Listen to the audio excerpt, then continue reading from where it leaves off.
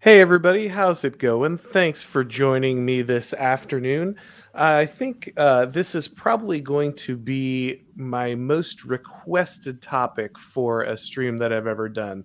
Obviously, both I and my guest here, Charlemagne, have done a large number of videos talking about, kind of Curtis Yarvin mentions Moldbug, his ideas, explaining them, going into depth, how they apply to different things. That's what both of us are probably known for the most. And one of the things I hear most often is, okay, this guy, he knows so much, he's gotten all these things right, but where does he go wrong? Are there, the criticisms you have? And the answer has always been yes. I think both I and Charlemagne have, definitely pointed out from the beginning that there were kind of issues we had and different places where we thought that there were gaps and just outright things that were wrong in Moldbug's theories and philosophy. But when you're spending the majority of your time explaining where he's right, a lot of people will kind of gloss over that. So, uh, Charlemagne, thanks for joining me today. Thanks for inviting me on. It's a pleasure to be back. Yeah, we hadn't done anything for a while, and I thought you'd be the perfect person to team up with me here, and let's actually kind of finally answer this question that I get so often. Where does Moldbug fall down? Where does he make mistakes? That kind of thing. And to be clear, this is not going to be the renouncing everything, hour, or just trashing Moldbug hour. I think both of us, I'll let you speak for yourself, but I think I certainly still respect a lot of the things that Moldbug was able to kind of articulate. He still my gateway to a lot of these older thinkers, even though I've kind of read now a lot of his sources. And kind of understand where those ideas come from. I still think he adds something valuable to the discussion, but it is just going to be kind of rounding out the analysis that has mostly been positive, but now we're going to kind of delve into where we think he does fall down on certain things. Yeah, so I think the number one point that I would say that he gets wrong is basically the whole concept of what a monarch is.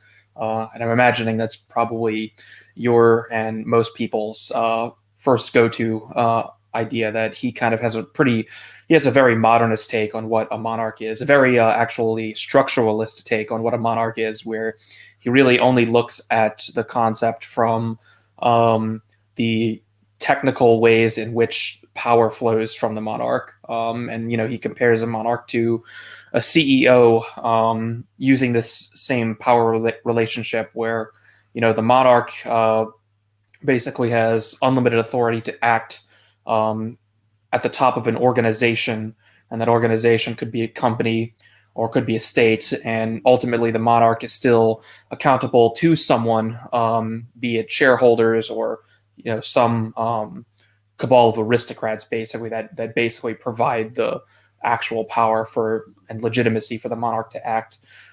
So would you say this is kind of like one of your number one criticisms? Yeah, it was definitely on my list. I have yeah, I've only got one above it, so this would definitely be something that I think is something he's lacking. He plugs in the CEO here, um, as a substitute for a king because it's the closest thing I think he's seen to a king that kind of works in our time, which I think feeds into some of his other things he gets wrong. So we'll get to those as well. But I think you're absolutely right that for someone who is a monarchist and someone who puts so much of his stock into this being a big solution for the problems that kind of ail the West. It is surprising that does not have a better grasp that not only on how a king's power worked, or but also the non-material, the parts that aren't just a systems analysis of what a king is. A king is not just someone who makes the trains run on time. A king is, in many ways, a focus of loyalty for the people. He binds the people together. He gives the people a shared identity. He provides leadership in instances that are not just functional, but also moral and often spiritual. The king fills a role in the hierarchy of giving people something noble to aspire to. And these are all things that are largely left out of Moldbug's analysis of kind of monarchy and the way he describes it. Most people wouldn't look at Bill Gates, I think, and say, well, this is, they might aspire to his business acumen or his ability to make money, or maybe, his time management skills or something. But is this the vision of manhood and spirituality and higher, position in the hierarchy? That's, I think, a different thing. Yeah, it's pretty weird because considering his breadth and depth of reading, I mean, if there's one thing you could say about Moldbug, it's that he has genuinely read far more books, far more obscure texts than most people alive today have read in their entire lives. So he has a large depth of knowledge to pull from, and yet he seems entirely, genuinely ignorant on this concept. I can't really think of any particular post in his entire history of blogs that really gets into this sort of transcendent concept of the monarch. It's always purely from this technical perspective, which is just very weird because he should know this, he should understand this, and yet he seems not to. I suppose it's a blind spot, both from not being a Christian and also just being raised as a progressive, which he openly admits. Mm-hmm. But the main problem here is that there's a sharp difference between a dictator and a monarch, and he actually kind of touches on this in some points because he's very much a critic of the sort of 20th century dictator, from like the democratic or national socialist type of vein. And so he sort of almost gets there, but he's really just missing the spiritual foundation that the monarch is tied to his people with. Like, he has a very merchant class understanding of what a monarch actually is. Like, it's not purely about establishing some sort of order, and it's more about like orienting your entire nation towards some sort of higher ideal, and it's about having a sort of duty that transcends you, right? And a CEO may have that to some extent. You might call it a fiduciary duty, but that's a very very mundane type of duty as compared to one that is rooted in God, basically. Mm-hmm. So recently I've been criticizing liberalism, and this is basically the entire problem with the how over the last several hundred years we've simply ejected all concepts of monarchical authority from our civilization. And what you end up with is, just in these places, you wind up with these sort of stand-in dictators who are ruling very much like a corrupted monarch would, except they have no sense of duty. They have no nations they belong to. You can think of someone like William Fence. These people have as much power as a monarch ever did, certainly more, honestly, but they have no tie to any particular people. I think this term internationalist is very good for describing this. And this is what a CEO monarch would be, right? This is the whole problem, where Moldbug is kind of building this monarchical system that sort of just takes the system we have now and takes it from being an oligarchy and turns it into a monarchy. But it would still be a fundamentally internationalist monarchy, not tied to any particular people, with no spiritual sense of duty to God and your people. So this is just a huge blind spot in his analysis. And it's very weird to see him call himself a monarchist, because how can you be a monarchist without promoting the type of traditional monarch that anyone would actually describe as a monarch? He plays this little semantic trick where he just analogizes the monarch to a CEO and then kind of sweeps the rest under the rug. And that's just not good enough, because we just live in this civilization of the self, and the CEO, like any other person, is all about the self, all about self-interest. It doesn't matter if it doesn't matter how much authority you give the CEO. That doesn't actually give you the same. It might look the same as a monarch in a very mundane view of the way the power is flowing, but it's not at all like what a monarch actually is. I was reading this piece Cringewalker of all people, that subversive guy, tweeted out on his timeline. I was reading the abdication letter of George III. I thought this was really interesting. It's a little bit of history that I didn't know, but apparently George III was considering abdicating the throne after the American Revolution, which was more the reasoning wasn't solely based on the outcome of the revolution. It was more like a 20-year failure to really cohere English politics, parliamentary politics, into like a ruling body that was unified in the direction Great Britain wanted to go. And I thought this was really interesting because a 20th century dictator would never do that. A CEO, it would be very unlikely to see someone do that. But the idea that, George III would resign basically to, as he says in the letter, give Parliament like an impetus to act responsibly for the interest of the nation. Like, it would basically be a symbolic resignation, giving up all of his authority over England, just for the good of his country. And of course, he didn't do that. But you can read the documents that he wrote in full, like the entire speech he was going to give to Parliament. So it's very clear that on the historical point of view, that this was a very serious consideration, and this type of person just doesn't exist anymore, right? So you can't just stick someone in a position of authority and expect them to just sort of like generate all of the trappings of what a monarch really is. And this sort of gets into a second criticism I have about his conception of elites. But I'll pass it back to you for the moment. Sure. Well, I wanted to go back and touch on one thing that you mentioned there, because I think it's right and it's at the top of my list. And I think almost all of Moldbug's other things that he gets wrong stem from this. And this is kind of his atheism, his lack of having a spiritual connection, understanding it. And I guess you can call him a materialist. I hesitate to do that because he does at least acknowledge, obviously, the importance of spirituality. It's basically what he's best known for, is recognizing that you never get rid of religion. People are inherently religious and they need these belief systems and structures. And so I think that that's something that definitely is something he's aware of.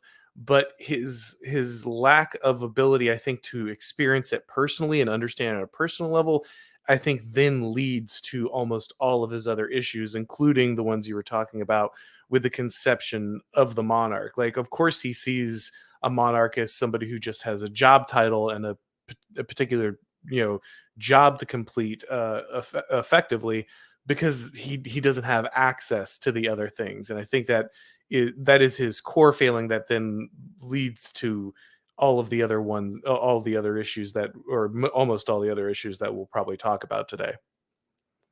Yeah, a lot of people have, claimed that Moldbug is anti-Christian, which I wouldn't go as far to say that. I don't think he's actually anti-religion.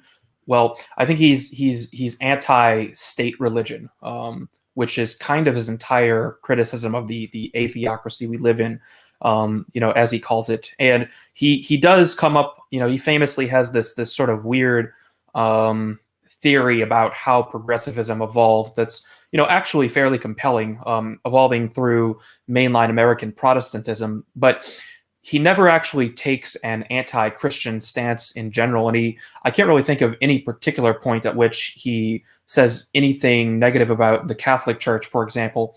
So I would not call Moldbug anti-Christian or even anti-religious in the general sense. So I think we can say that about him at least. And that sort of sets him apart from most of his progressive colleagues who are anti-religious to the point of creating a new religion out of the very concept. But nevertheless, his atheism does, as you mentioned, it's basically the source of all the problems that he has, because the whole problem I was describing about his conception of the monarch really stems from the failure to have this sort of Christian concept of where the monarch's authority derives from and what his responsibilities are. So it is the number one criticism that I would give of Moldbug. Although, I think a lot of people, it's very difficult in the modern world to sort of overcome atheism. So I don't even think it's a particularly strong failing on his part, or a unique failing on his part to be an atheist, considering his upbringing. But nevertheless, we can say it's definitely a flaw in his reactionary worldview.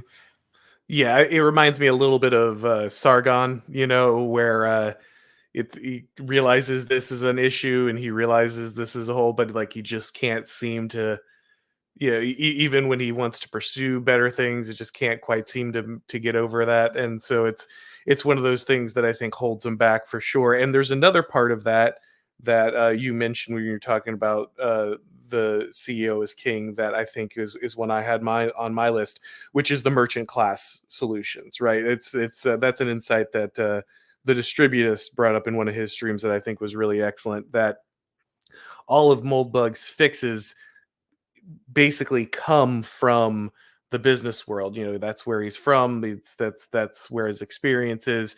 That's the only place he's seen success.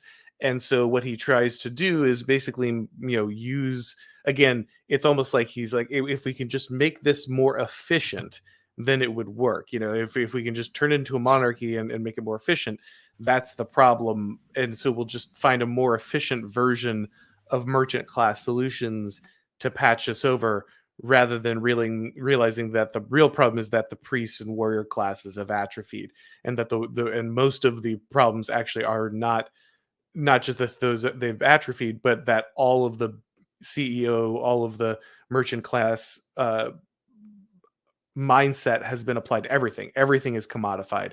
Everything is run like a business. Everything is looked at on spreadsheets and through that mindset. And that is a large amount of where our problems come from. And just looking back to that for solutions is a serious issue.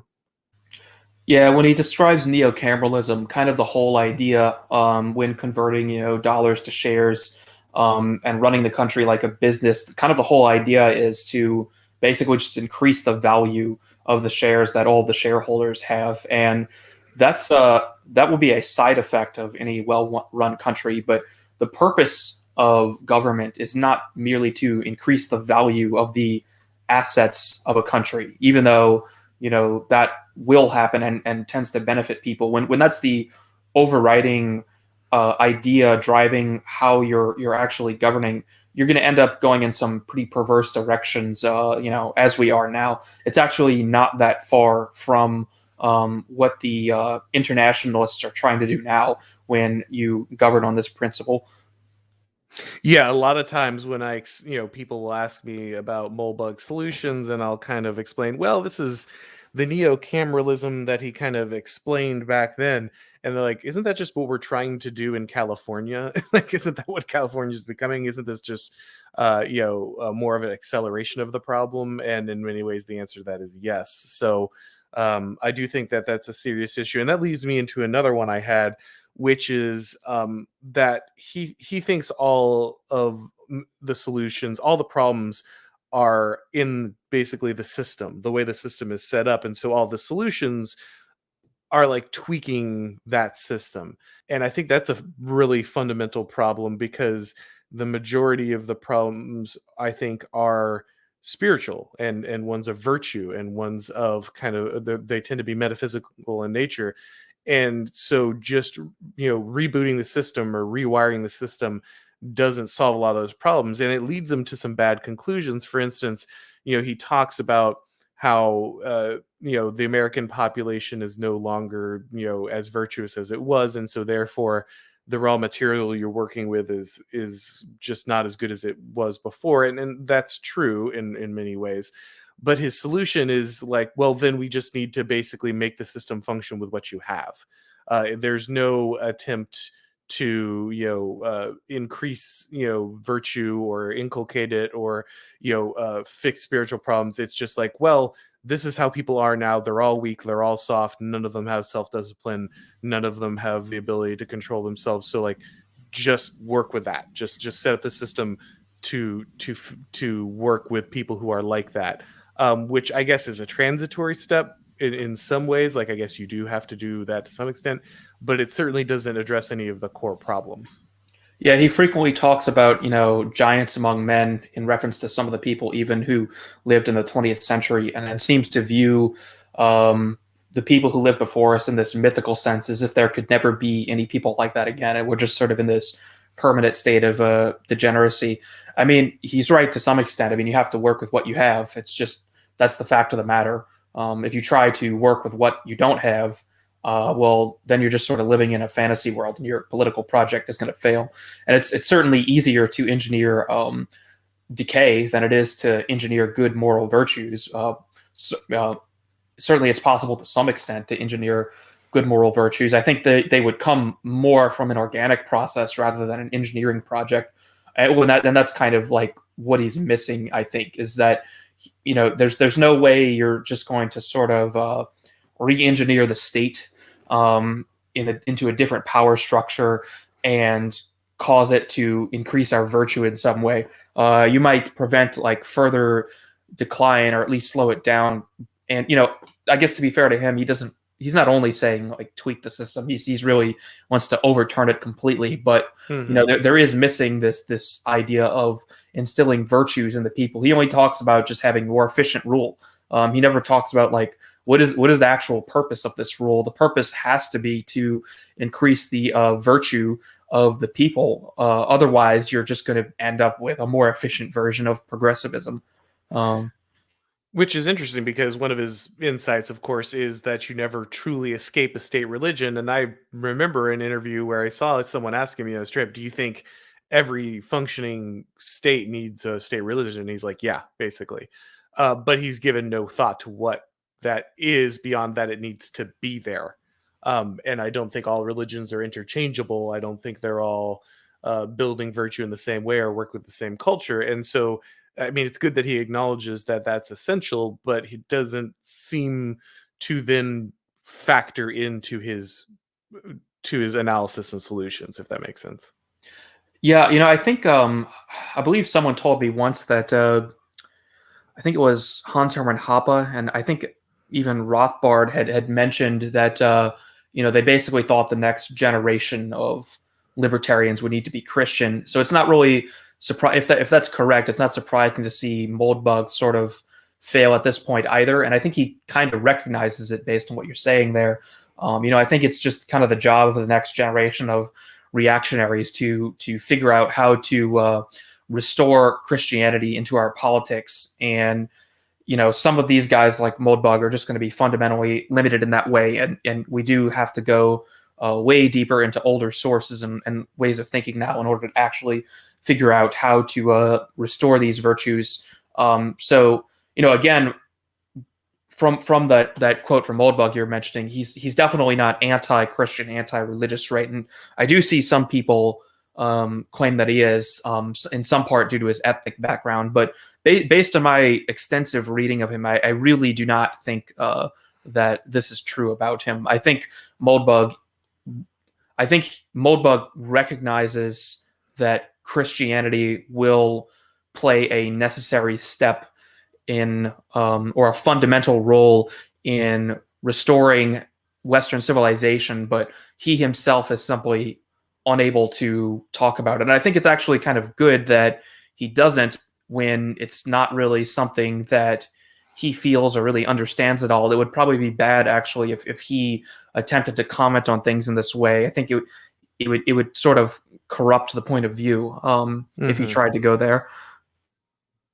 I think there's also something to, and it's still a failing in some ways, but I think you're right that he doesn't. It better for him to not try to play at something he doesn't really understand and can't plug into, rather than throw out bad advice or analysis that would kind of ruin the rest of the stuff he's talking about. I think it also, something that Zero HP Lovecraft said on Twitter, which I think is valuable, is he said that Yarvin says things in a way that makes them translatable to the ruling class. There says things in a way that the ruling class, at least certain parts of it, obviously not all of it, but your possible rogue elites, that kind of thing, they can grasp and communicate it. And going probably directly to theocracy probably would, Christian theocracy probably wouldn't make it as accessible what he's saying. So in some ways it's better that he doesn't have that, because it makes it more accessible to certain people you want it to be accessible to, and it also means he's not wading into waters in which he can't really swim.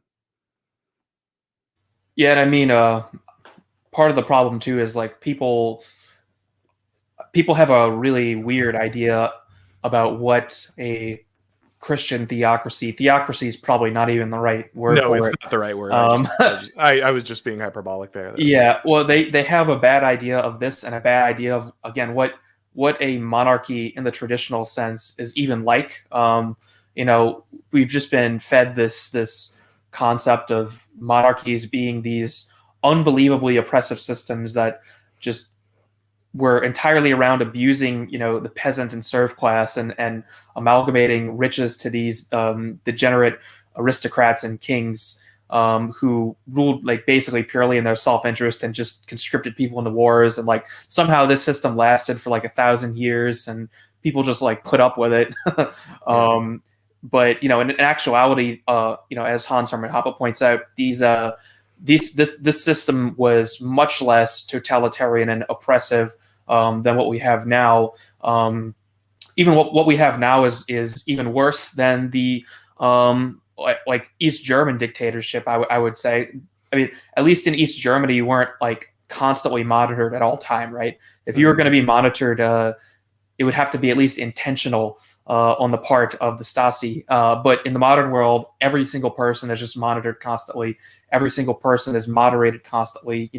Everywhere you've gone, everything you buy is just known.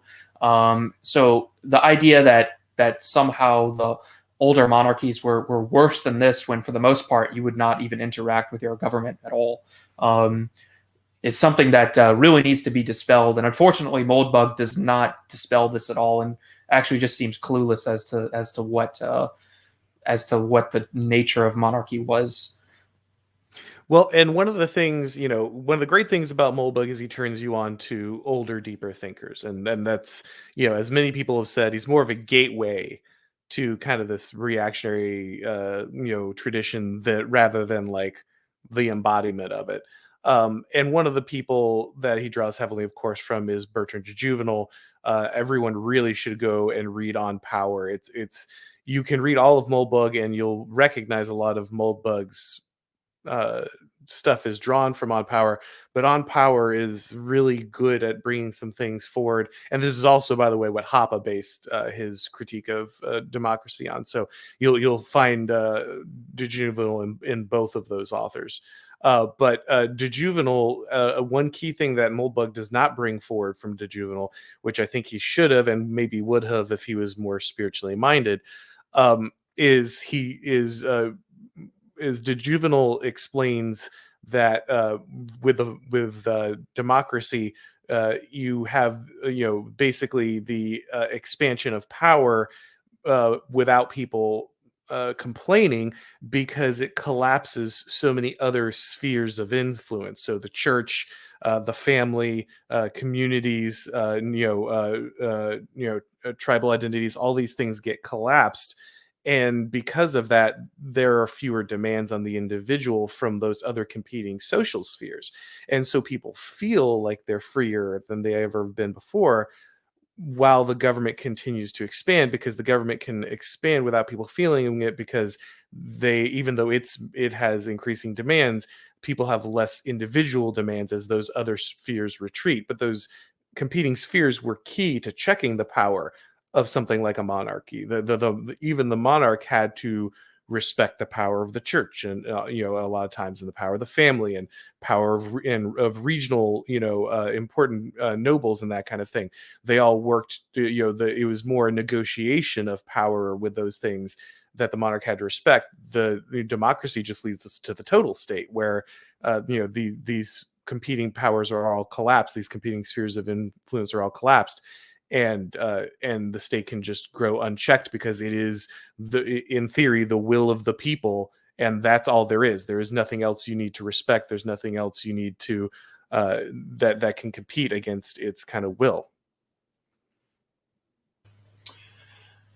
Yeah. Do you want to move on to another main point of criticism now? Now that we're about it. Absolutely, yeah. What do you have? So the second one, and this one kind of relates that I have is as I think his whole concept of what an elite is kind of wrong.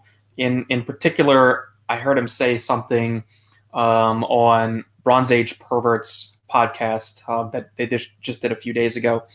And he talks about how like if you dropped, I think like an 18th century like French aristocrat into Burning Manor, he would sort of recognize that all these people who were there are like elites. Yeah, And yeah, that one got me too. they're Yeah. degenerate, and I mean, to some extent, that's true. But I think the problem is Moldbug fails to recognize this concept of the overproduction of the elites from the universities. I mean, yeah, if you go to Brown or Yale or Harvard, you're going to be more elite compared to everyone else. But I don't really think these people hold a candle to the older elites.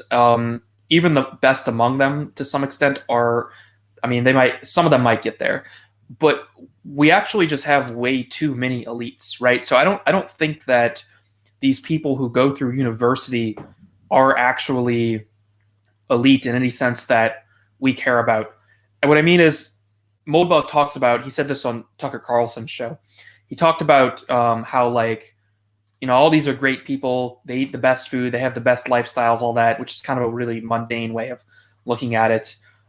So yeah, if you go to university, a high tier university, you're probably going to have better taste and style and be more cultured, etc.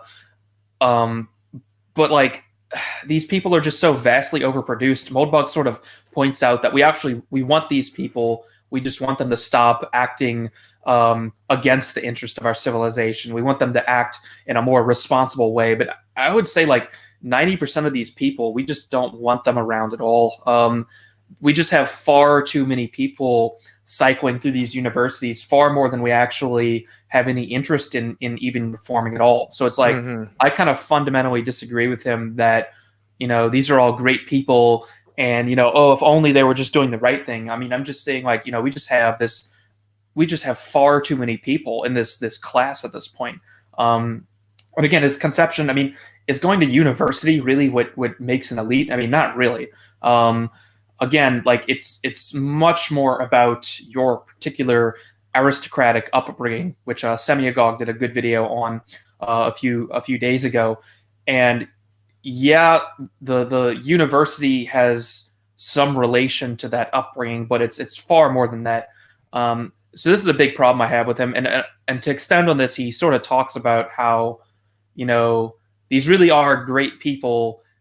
They just need to be reformed. And I'm looking at what's going on now, which we'll call the biomedical security state. And I'm like, are these really great people who just want like the best for us? I mean, to me, it just kind of looks like they're trying to hurt me on purpose. And I don't really, I don't see his point of view here. I think this is kind of a blind spot. I mean, I think there's certainly some good people. There are certainly some true aristocrats who are alive today, but the vast majority of the sort of class of person that he described to Tucker Carlson as the elite, I think it's just kind of a totally backwards way at looking at what these people actually are. Yeah, I think one of the issues is again because of that merchant class. I guess just because you are around that merchant class mindset, because you are around these people and you go through these sorting systems, that makes you part of that class. And that's true, but that's because our conception of what an elite is so warped in general, right? It's elite is almost entirely something that is either intellectual or financial. There that's really it. The spiritual, the martial, these things are not only not seen as elite, they're actually it's inverted. Virtues in these area make you low status in many ways, right? Being good at violence or being good at spirituality is portrayed as the opposite of elite stance, right? The opposite of elite status. Yeah, in a weird way, it actually seems like the least educated and lower class Americans tend to exhibit more of the characteristics that you would regard as aristocratic than the people who come out of universities. So I think we're really barking up the wrong tree if we're wanting to leverage these people. It's kind of a weird concept, because he says, like, you basically need to fire everyone in the government, but also everyone in the government is also really important and really great. And, we just want them, like, running things in a more orderly fashion. So it's like you kind of have to pick one here. I mean, we can't just fire the whole State Department, but also say that, fundamentally, these are really great people. They're the best of us. And, like, if only they would just do things the right way. It's pretty weird. I would imagine some of it comes from just him being of that class, Yeah, of and just course. that bias of, I've spent time around these people, they were nice to me, and so if they just didn't hate Middle American with the passion of 1,000 suns, and they worked in their interest, then it would be fine. But of course, he's also talked about how you can't let anyone who had power in these positions stay in power. So to some extent, he understands that well is poisoned, but I think you're right that he lets them off the hook a little too easy. It was interesting too, because I remember specifically in that Tucker Carlson interview, which everyone should watch. It was really good. Tucker Carlson reacted weirdly to Yarvin sort of classifying Tucker as, like, one of these people based solely on going to a certain university, which it turns out Tucker actually didn't. But you could tell that Tucker sort of was fundamentally disagreeing with Yarvin's conception of what this university crowd actually is. They didn't really get into it. It would have been nice maybe to see Tucker sort of get into that a bit more, but that was one. If you really read between the lines, you could tell that Tucker was kind of like, yeah, what you're saying here is kind of just wrong. You're making this class distinction about the people from the universities that doesn't really map onto my actual experience. And I do think it's true that aristocrats are supposed to live a certain lifestyle, right, in terms of the quality of culture they experience. But merely going through the motions of that, like having very rich meals and going to Burning Man and whatever, that doesn't make you an aristocrat any more than being a CEO makes you a king, right? There's just these missing components there. Absolutely. Let's see what else I have on my list here. I have patchwork. I guess we could go into that. I feel like we kind of talked about why neocameralism already had some problems. But I feel like he's abandoned this one too in some ways, because some of his writing, he never quite got back to it. I think he kind of started writing on it and then didn't. But a lot of his writing has been in gray mirror, kind of about how you need basically a global order that would allow for then, like, individual nation states. Like, basically you need some kind of global agreement and enforcement that would keep individual nation states from expanding and centralizing power again. But it was very vague as to how that would work. What do you think about patchwork and kind of the problems there? I've seen Nick Land complain that Moldbug has sort of dropped patchwork. Yes, he has. Yeah. And I mean, I think patchwork is just kind of it's an interesting thought experiment, but it seems kind of pointless. And I mean, for me, I've definitely gravitated away from that sort of model and more towards like a Christian imperium model of European government, at least. American, I don't know about that. Maybe patchwork to some extent is a sort of step in the dissolution of the American empire. But I don't really think it's a sustainable model. I mean, I've been criticizing libertarianism lately because when you sort of divide power like this, basically what happens is the worst people are going to cooperate against the other states. And even if you have the system of treaties, et cetera, that sort of involves this mutual cooperation to keep the patchwork system together, eventually the bad guys are basically going to win.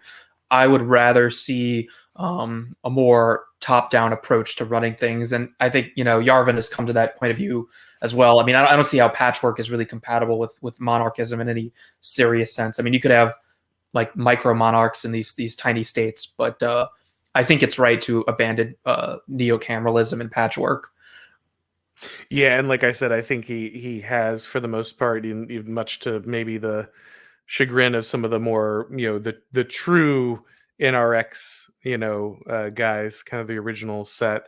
Um, but I do think that is evolution, his thinking. There's also the one thing that he's pointed out a number of times, when and again, I never know how serious he is with kind of this one, but when he was explaining, like how you could dissolve the current regime, he's often said that you can just print enough money to pay off everything. Like you can just monetize everything, print kind of infinite dollar bills, and then kind of just pay everyone for their status, or kind of their position, and that would make the transition easier because everyone would feel like they're getting something for you. He often gives the analogy to the officers still receive, and government workers still receiving their benefits in East Germany, even though the governments of East Germany that were applying them, that they worked for, are in theory dead. What do you think about that? Because that's always something that didn't seem realistic to me. He has some weird monetary theories, I suppose, in terms of like what you can do with capital.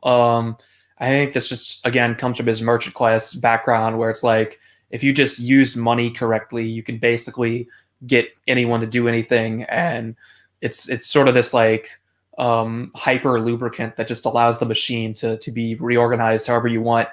I remember he has this post, the Fed coin experiment, where he talks about like basically how you would sort of undo the MMT economy and sort of reground it in some sort of sane system that's actually, has a limited number of dollars and is basically immune to this inflationary problem we have now. And, it sort of involves this like weird process of the government repossessing all property and then translating those prices into like cryptocurrency and then giving everyone the appropriate amount of cryptocurrency for what they had owned before. And now everything is just basically reset, and it's reset into this like fixed currency.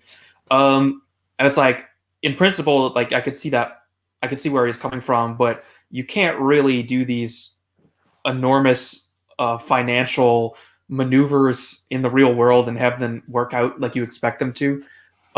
So I don't really see this whole the way dollars work in the neo-cameralist system. Like I don't really think you can buy out the elites. I think there's this interesting part in Persuasion and the Mensheviks that he actually redacted, that you can find on Web Archive. I was actually thinking about doing a video on the redacted portion, just because I think it's really gay to censor your articles and hide the spicy stuff because you're worried like someone might misrepresent it. But go look up the redacted part of Persuasion and the Mensheviks, where he basically talks about how some level of expropriation is going to be needed, perhaps, and sequestration as well against the ruling elite, because basically you can't just buy these people out, because as we've talked about before, their interest isn't just in money. There's really no amount of money you could give someone like William Fence that would actually cause them to be like, oh, okay, well, that's fine, I'll just take this. So was that in the original article? Because I feel like it was, right? He published it with that. Yeah, he did, and it's now redacted. And I was going to say I read it. If you go to Persuasion of the Mensheviks, there's now this section where he's like, okay, I deleted this, but the section below accurately summarizes it, and it's like, yeah, it kind of doesn't actually. Yeah, you can. Yeah, I'm sure people can find the redaction just using like Web Archive or Archive, that is, whatever. And he basically just straight up talks about how some amount of like sequestration and use of force is going to be needed, which is something he doesn't actually get into in neo-cameralism. So I think to some extent his flaw there has evolved, and he sort of understands that you can't just use money as this sort of all-powerful mechanism to just buy out the ruling class, and then once you've done that, you can sort of restructure it. At some point, you're going to have to say, okay, we're basically sending you to Vacation Island, and you're not going to be allowed basically to interface with the world in any way. You'll have a nice lifestyle, but you're kind of just like done now, right?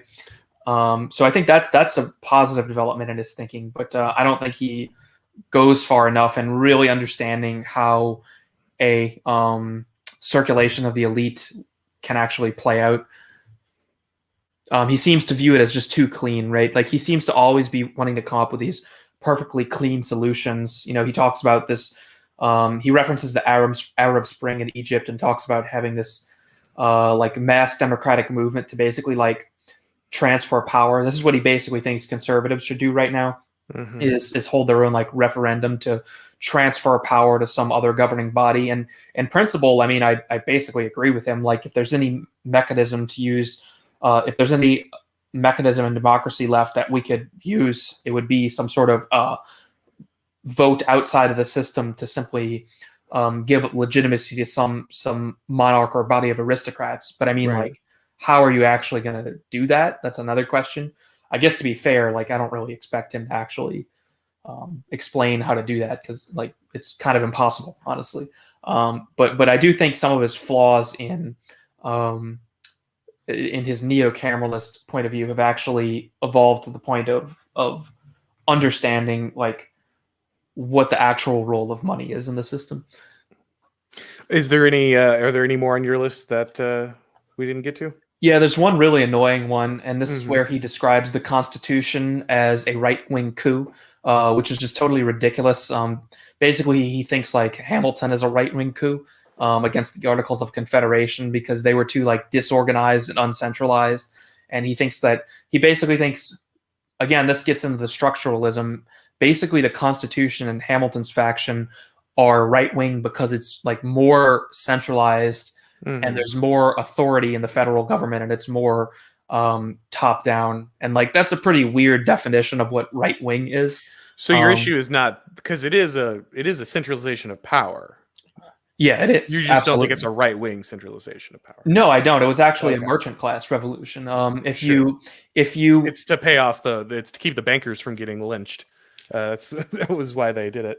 Well, and also to profit from the banking system. I mean, this is basically the roots of the central bank in the United States. And if you follow people like Turnip Merchant, or I guess I should call him Ryan now. If you listen to Ryan Turnipseed and Stephen Carson, I think they get into this. And Stephen's gotten into it on his channel Radical Liberation before, and you could find this if you go talk to any like Mises Institute people. You'll basically learn about how the whole point of the Constitution and Hamilton's faction, and honestly, in my point of view, the whole point of the American Revolution in the first place was to enact a merchant class coup against the ruling elite so that the merchant class aristocrats in the United States could have more centralized control over the economy and basically make a lot of money. And this is exactly what Hamilton completed, right? I think the Articles of Confederation were vastly superior to the Constitution because it did not allow the merchants to centralize power as they intended to do in the Revolution. And it took them another 10, 20 years to actually do so. So I would absolutely not classify Hamilton as a right-wing coup. Really, it's the opposite direction in my point of view. And I think this is a very concrete example of how messed up his view of what monarchy and the right wing is. Like, it's not just about the structure of the power. Right. There has to be something more transcendent behind it. Gotcha. Nope, that makes sense. Like I said, the characterization of right wing, I get that. I would think he's accurate on it being a centralization, but that doesn't necessarily make it right wing. Did you have anything else? Well, the only other thing we could possibly talk about is that a lot of people tell me the cathedral should be called the synagogue, but we probably shouldn't get into that. No. I think again. I think once again, Zero HP put it the right way. he knows how to talk to elites. He knows not in certain ways how not to play into things, and calling it what most people who say that want to call it would play into exactly what they would want, right? I think that Absolutely. I think it is not, I think it's 100% not a flaw to use the cathedral as the moniker for what he's describing. And I don't think it's anti Christian. I think it's quite clear that he doesn't have an anti Christian bent if you look at like why he even used that term, which is really just kind of a random thing he tossed out that sort of went beyond his control and became used. So it's not like, I mean, Moldbug pretty clearly isn't really too enthused about the term the cathedral in the I first almost place. never see him say it anymore. No. Yeah, and he doesn't talk about his he doesn't really talk about the whole ultra Calvinism and mainline Protestantism stuff that much anymore. So I do not think even in relation to his ancestry, I don't think he has an anti-Christian leaning in him. I would say in regards to his blind spots, though, I think his early life does. I think he does have blind spots in that area. So, but I'll just leave it at that, and I think the audience can figure it out. Yeah, probably right. So if you want to ask us any questions, guys, you can go ahead and get that lined up. We're going to start winding down. I know we already had some super chats, so we can go ahead and start working our way through those. Hunger, I saw you put one in early on. Man, I'm sorry I lost it and I can't bring it back up with StreamYard. So if you want to like at me what you had said, I'll put it up. But I think it was something like, I like Moldbug's philosophy, but I like Moldbug in general, but some of his philosophy definitely has flaws, and that's exactly right. But if you put it in there again, I'll if you just want to type it in chat, I'll try to find yours so we can put it up. Thank you for your donation. And then Academic Agent here says, how can Moldbug read all that Carlyle but still not understand the importance of transcendence?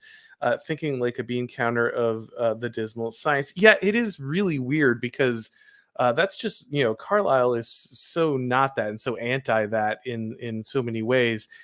And I think it's one of those things where people can recognize something is true and they can in some ways internalize it. It can even shift a large amount of their like political thinking, but at the same time you are always in some ways a product of in your environment and your experiences. And so when it's time to like actually look for solutions, he kind of falls back on what he knows. That would be my guess. But yeah, it is kind of disappointing that for a man who wrote like a long 3-part essay really doing a great job of explaining how important that transition is from Mises to Carlyle and that kind of thing, how he doesn't seem to apply a lot of Carlyle's insights into his own solutions. Yeah, I mean, maybe the Academic Agent should invite Moldbug on his channel to talk about it. I don't know. I would certainly love to see that, honestly. I would really, especially, and with now the more interest in Evola and everything, I would really like to see that conversation as well. Yeah, personally, I think he's afraid to because Yarvin is the only person who's read more books than him. That's my theory. The only person who might outquote him. Yeah, basically. All right, and then we have Argyle Euphoria for $4.99. Thank you so much for your donation, man. Yarvin seems more concerned with competence than virtue. The FDR regime was competent and now is decaying. There is no competent replacement elite today. And I think that's right. It's weird because one point I meant to make when we were talking about this before is when in the virtue thing, become worthy used to be a thing that was, I wouldn't say it was a majority of what Yarvin was saying, but it was definitely something that featured in. It was part of it that a new elite class needed to bide its time and become worthy, so that when things went wrong, when the collapse that he's so kind of famous of predicting back in his UR days, which that's another interesting thing we could talk about real quick, is how he seems to have kind of rolled that back in some ways. But back then he would say, when the collapse comes, you want to have people who have become worthy, they've gained virtue, they've built self-discipline, because they will be natural rulers. People will naturally look to them.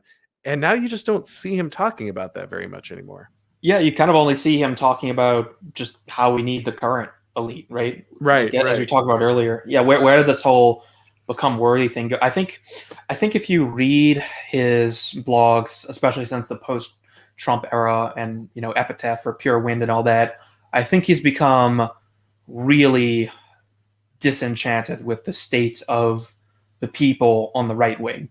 I think he really sees no future for them, and that's why he has sort of come up with this like special democratic technique of electing a monarch, because he's like, guys, this is basically your last chance because you guys are just so degenerate and useless. And I actually understand that to a very large degree. So I think that probably explains it. I would say, on the cigar stream last night, they were talking about basically like creating these organic institutions that Moldbug is kind of talking about in the idea of become worthy. So I think we are doing that slowly, and I think this idea is still very good. I think Moldbug is just wrong about his fascination with the current ruling elite, and I think there is a certain number of people just sort of among us in the low end of the high low versus middle who are capable, and if we actually organize formally, we will actually be able to sort of become worthy for people to give us funding and then to do more with that. So I still think his original idea of become worthy is superior to his modern idea of more or less just ask the elite nicely to please give us a new government. That reminds me, I wanted to mention this when we were in the main thing, but it's a good time to stop and talk about it now. One of the things that you mentioned on a stream we did back a little bit ago that I really liked was talking about kind of whatever a lot of people have called this space, the NRX space, but I don't know if that's exactly right. I guess you could just call it reactionary, but whatever it is, you were talking about how it's time for it to kind of transform and move beyond NRX while keeping the lessons of it, but moving it towards something else, something more holistic, more like you were talking about, learning to incorporate the Christianity and that kind of thing towards solutions. And I think that's really important too. As the distributist loves to say, I'm fine moving past Moldbug as long as people actually learn the lessons, though people seem to keep not learning the lessons, and that's why we're always going back. But at some point you do want to move beyond, because while I think there is lots of great insight in Moldbug, there are these flaws, and the flaws are real. And the only way they get fixed, because so many of them do stem from the lack of spiritual, the lack of metaphysical, those things that he addresses, moving more towards something that you were describing. Yeah, and I think you're seeing this organic organization building process happening now, sort of across the board. Again, on the cigar stream last night, they mentioned how like Academic Agent basically has his like let's say WWF organization that he's sort of put together, and like Keith Woods and Joel and Imperium Press and maybe a few others. I don't know like the makeup of their org, but like clearly they're collaborating now, right? So unlike the sphere of like 2 years ago, even we're sort of like more formally actually like collaborating with each other to achieve ends, and this is very good. I mean, you have like Skeptical Waves creating audiobook versions of things for like the cigar streams, and we're I was going to give him a plug there. And we're planning out the cigar streams properly, and collaborating in other ways. Like Evola Day is coming up the 20th, and we're just sort of talking to each other more directly to make moves, basically, as opposed to just sort of randomly putting out content and like never really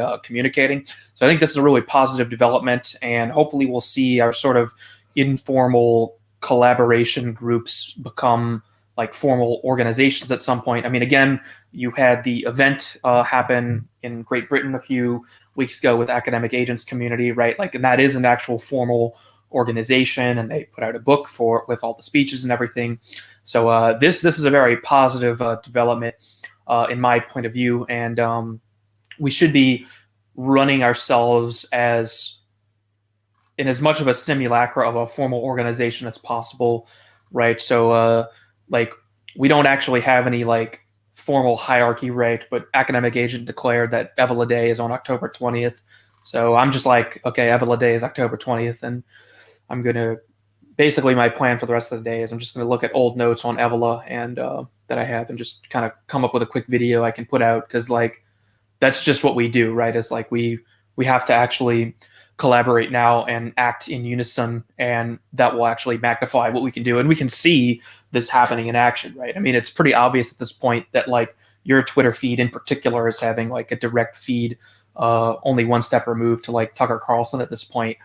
And we need to continue building eventually formal organizations that can actually receive resources from rogue elites. So I'm pretty happy with the way things are developing, and happy to see like people on our side lead into things. As far as what we are, I would just call us the right wing at this point. In the past, we talk about these past versions of what the right wing actually is. Buchanan represented it to some degree.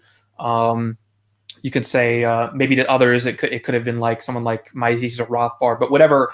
I think the right wing for the last 80 years or so has been a very niche thing, and I guess I would just say we are that niche now. So I would just call ourselves the right wing. Well, and now that we have all those Thiel bucks, it's we can hope around here. Yeah. I would gladly take Thiel bucks if they were available. So, if only, man. I wish I had the lifestyle, certain parts of the internet think I do, I guess. But let's see. We have. I'm sorry, guys. I'm having some issues with StreamYard and the super chats. Oflamo, sorry if that's not said correctly. I'm sorry that I can't put your comment up, because I can see it in YouTube, but I can't see it in StreamYard. But for $2, you said we're sending the elites to Galt's Gulch. I don't know how that works with the Atlas Shrugged reference there. I certainly think that people are now trying to send a message with kind of the vaccine thing, and how reliant the elites are on people who are now being forced to lose their jobs. I think that's certainly a parallel you could draw. Let's see.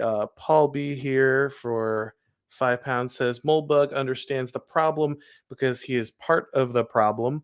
I mean, in many ways, I think he probably would have agreed with you. Like, that's he's from that class.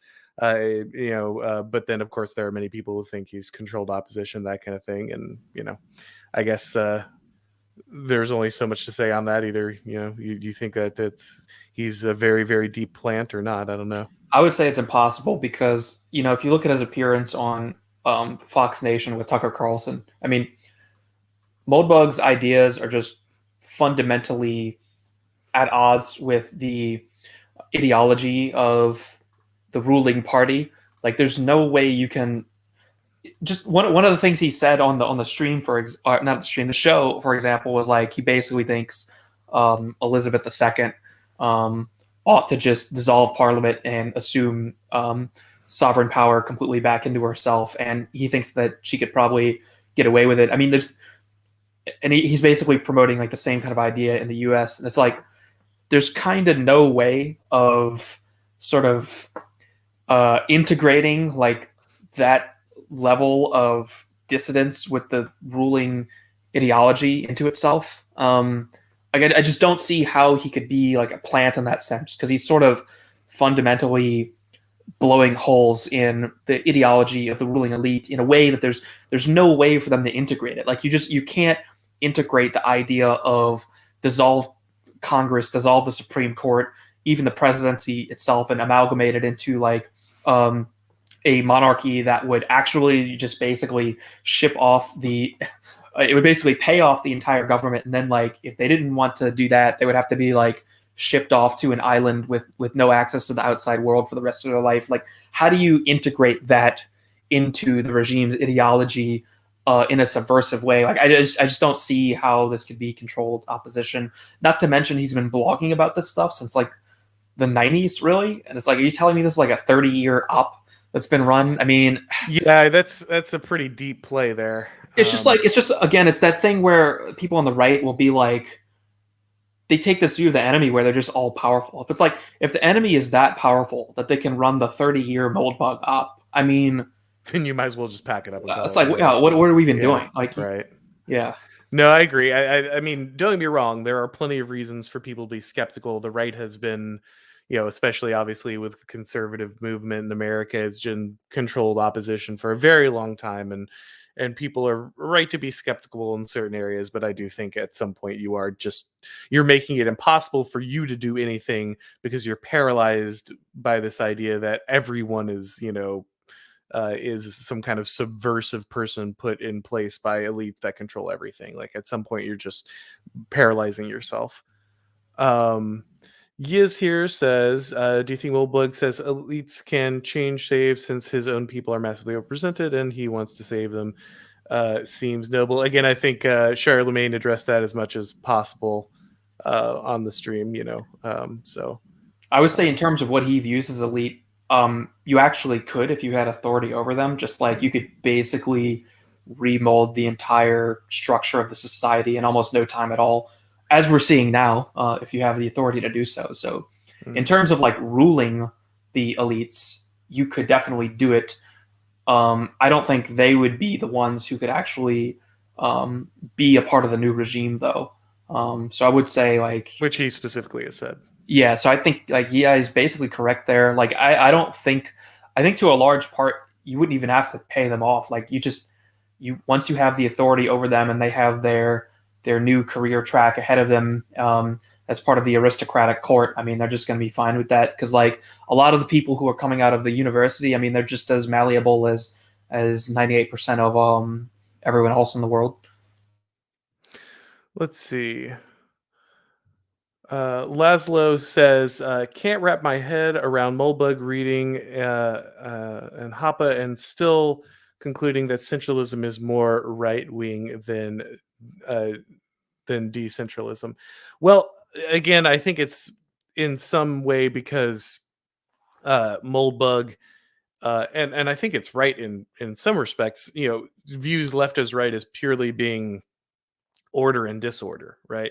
And so I think his idea is like centralization means more order, and decentralization means less order. But then at the same time, in his patchwork, he wants centralization in the sense of a monarch, but he wants the states small, right?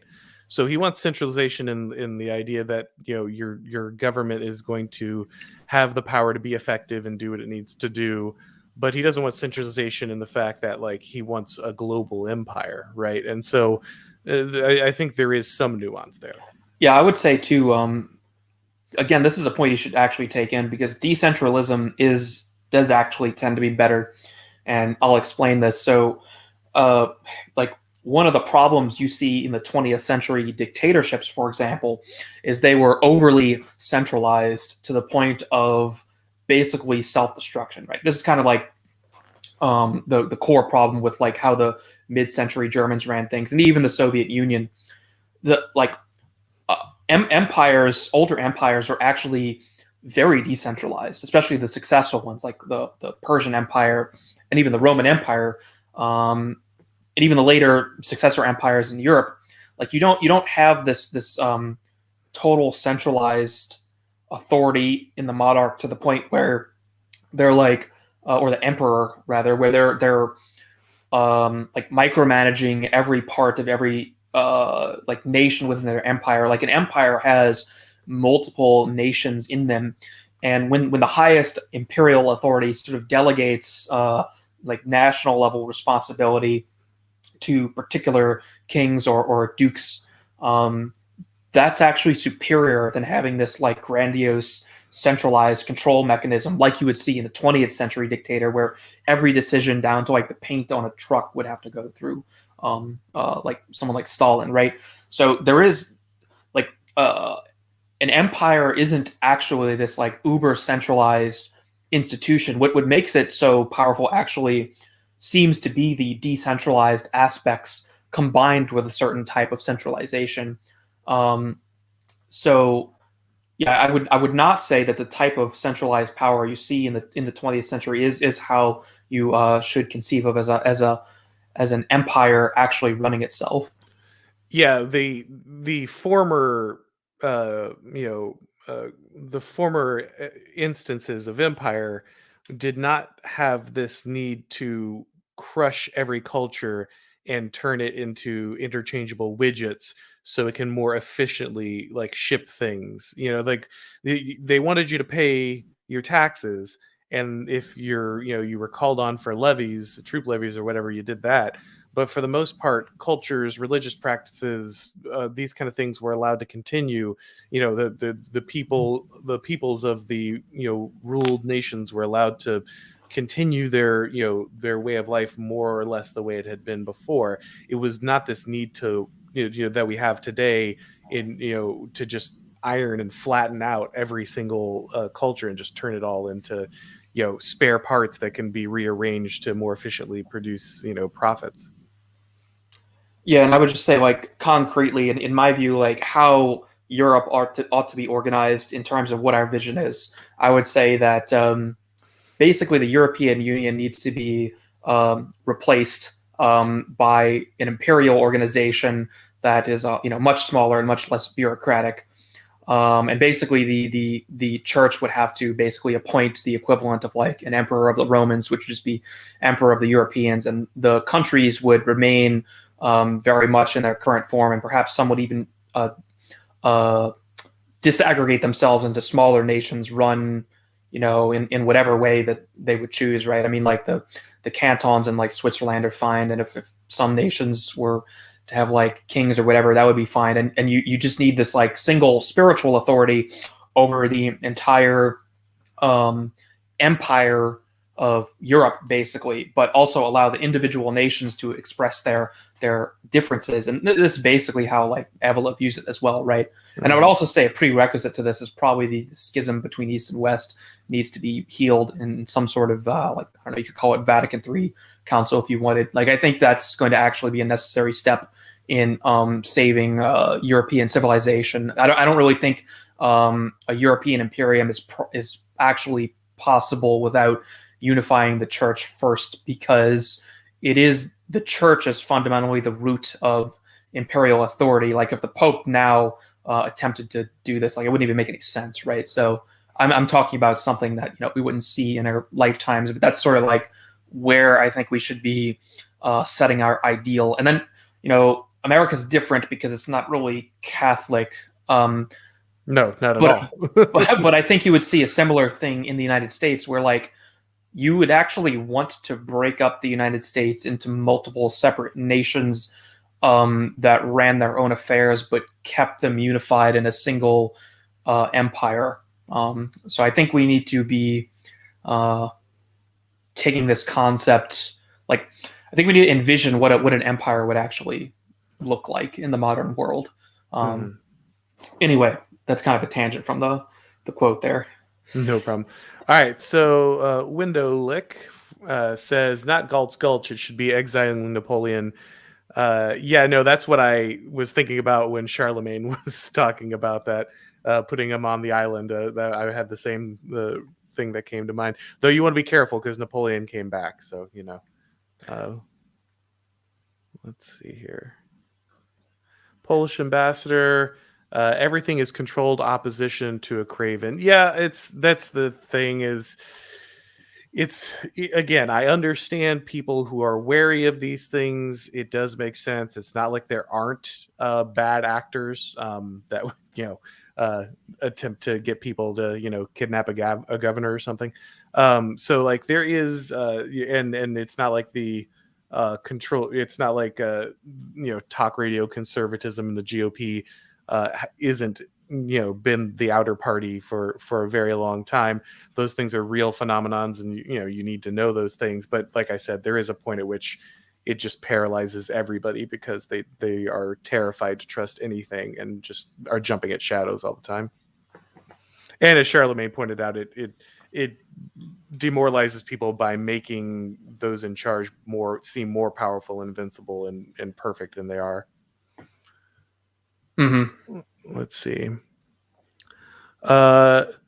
Zero Kev says, I know it's just a thought experiment, but Yarvin's antisocial box from Grey Mirror Chapter 4 sounds like a Black Mirror episode. I'm trying to remember that. Do you remember that reference? I mean, I'm sure I read it, but Grammar. Yeah, I don't remember that. I actually find the other posts rather than the like formal book chapter posts a lot more interesting than his like official chapters of his book he's putting together. yeah, I don't think Yarvin's ever actually going to release that book. Yeah, I mean, I'm pretty sure that chapter is on Skeptical Waves channel though. If you want to like check it out, if anyone's interested in what that is. No, I think Yarvin is, for better or worse, a blogger and always will be. And I don't think you're ever going to get a real formal volume of political theory out of Yarvin. I mean, and you could count on qualified reservations, I guess, the open letter, that kind of thing. But I don't think you're going to get. Maybe one day he'll have to issue it. I don't know. I think that was part of the original subscription. Like if you were in the first subscriber wave or something, he would give you the book when it's done. But I don't know. Yeah. Apparently, that's a thing. I mean, okay. So maybe he's required to at some point, but I wouldn't expect it anytime soon. All right, so I think we made it through all of the super chats. Is there anything else you wanted to touch on before we wrap things up? No, I think we're good to end here. All right, so guys, make sure you're checking out Charlemagne's stuff. I've got his channel. There's a rumor that we might see the very rare sighting of a Charlemagne video here in the near future. Yeah, well, I work well with deadlines, so I will put something out on the 20th. I've got enough time to put it together, so I'll do an Evela video for the 20th. Just kind of a simple overview of his point of view, I think, just to contribute to the October festivities. Yeah, I want to get more into his stuff. I've just got such a stack of things to read. I've been working my way through more history books that I never got to, and so I haven't been reading as much theory. But I liked the essay that Skeptical Waves put out for AA Stream, so I'll have to dig more into that. And then you've got the Substack, so people should check that out as well. Yes, charlemagne.substack.com. And yeah, I've actually done an appearance on...